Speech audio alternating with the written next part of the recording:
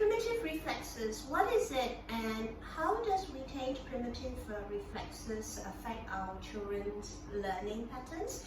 And how do I do a simple test to find out whether my child has got retained primitive reflexes that requires some support, or are they really just slow in learning, or they just learn differently? So here, the first thing that I would like to do is to explain what primitive reflex means. But before that, let's do something that is easy for us to understand. We all more or less know what is a reflex. A reflex is an automatic reaction when something happens. So for example, if someone taps you on the shoulder, you would either look back, or if you know someone is coming and you're busy doing work, you would just say, "Do not disturb me, go away," or something like that. So primitive reflex is this automatic reaction that comes with newborns. If you look around the world globally, it doesn't matter where the baby is born, of what race, what nationality, or even what religion, they all react in the same way. The minute they leave the mother's womb, they will cry. And a normal developing baby would also be crying when they are hungry, when they are sleepy, or when they are irritated because they are wet, etc. So what happens now is, as the baby grows older, you would find that they cry less. You do not have to guess why they are crying, because they sometimes react to the response that you give them. So if they're crying and you think that it's milk, the minute they hear you stirring the milk bottle, or the minute they hear a response from either mommy or daddy to say milk is coming or wait first, they would calm down momentarily, because they would say, "Okay, you're doing something and I'll wait." When this happens, it actually means that the child has gone from primitive reflex to what, again, the specialists would call postural reflex. Postural reflex is a reflex or a reactive action that is controllable. This is needed in a normal developing environment, because when a child needs to learn, they need to be able to calm themselves and control and behave in a manner that is expected of them. Usually, babies would outgrow primitive reflexes, and the postural reflex will be in full control between 6 to 12 months. However, there are some children who, for some reason, have not actually been able to get out of primitive reflexes completely, meaning that primitive reflex is not fully submerged. Postural reflex is not automatically in control.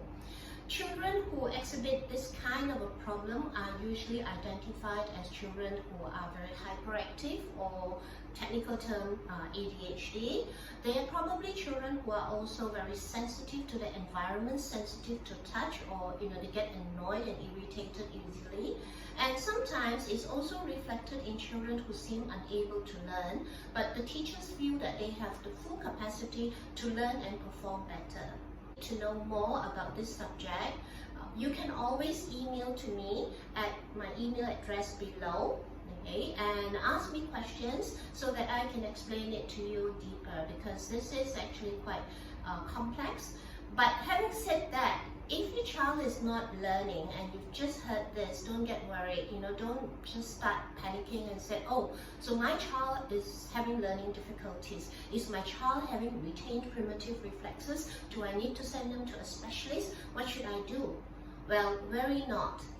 There is a simple activity here that you can perform with your child, and something of similar nature that you could do, okay, evolving from here, to find out whether your child really has an issue with this. Watch the video that's coming on. It's actually a fun activity. I would encourage you as parents to do it with your child. It's a little dance routine with very, very simple steps. Enjoy it with your child. If you're not a dancer by nature, it would take you a while to get into the steps, but it shouldn't take you too long. If you do it with your child and you find that by the time you've overcome the challenge and your child is still struggling, okay, to follow the steps, it probably means that messages from the brain are not reaching fast enough to the part of the body that is required to perform that action. If you need help in that area or you want to know more, then you can still, again, email to me for further inquiries. If you find this little tip useful, please remember to subscribe below and set notifications on to be reminded of my future videos. I'll be giving a lot of tips and support aids for parenting, for self-development on an ongoing basis. So if you are subscribed to the list and you set notifications on, you will be informed the very minute I upload something. So that's from me for now, and enjoy the dance. Minutes. It's so easy, it's also great for kids. You don't need very much space, you can dance this in the comfort of your own home. We're going to be doing the lady steps, and the ladies always begin with their right foot. We're going to take 2 steps to the right, starting with our right foot. On 1, close your left on 2. 1 more step on 3, tap the ball of your left foot on the floor on 4. Tapping the ball means you do not put your heel down. You're going to go back to the left with your left foot. On 5, close right on 6. Left on 7, tap the ball of your right foot on 8.